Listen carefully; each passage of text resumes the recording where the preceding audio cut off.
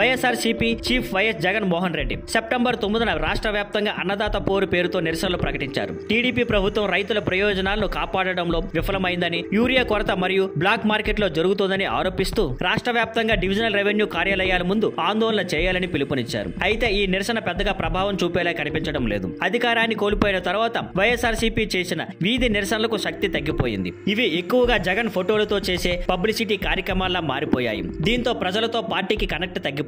ఇంతకు ముందు జరిగిన మామిడి రైతుల నిరసన కూడా విమర్శల పాలైంది. ట్రాక్టర్లతో మామిడి పండ్లు నూరు పోసి ఆకర్షణ పొందాలని చేసిన ప్రయత్నం బాగా నెగిటివ్ ఇమేజ్ తెచ్చింది. ఇలా చేసిన పబ్లిసిటీ స్టంట్స్ ప్రజల మద్దతు దూరం చేశాయి. ఇక చంద్రబాబు ప్రభుత్వం మాత్రం సెంటర్ పై ఒత్తిడి తీసుకొచ్చి రికార్డు స్థాయిలో యూరియా స్టాక్ తెప్పించి రాష్ట్ర వ్యాప్తంగా పంపిణీ ప్రారంభించింది. దీంతో సమస్య పరిష్కార దిశగా వెళ్లిపోగా జగన్ నిరసన ఆలస్యంగా అనిపిస్తోంది. దీంతో అన్నదాత పోరు కూడా పెద్దగా ప్రభావం చూపని, కేవలం శబ్దం మాత్రమే చేసే ప్రచార కార్యక్రమంగా మిగిలిపోతుందనే అభిప్రాయం వస్తుంది. రైతులకు ఇప్పటికే యూరియా చేరుతుండటంతో ఈ నిరసన సమయానికి ప్రాముఖ్యతకి తేడా లేకుండా పోయింది. జగన్ వ్యూహం వాస్తవ ఒత్తిడి కంటే రాజకీయ ఆప్టిక్స్ పైన ఎక్కువగా ఉందనే మాట మళ్లీ వినిపిస్తోంది.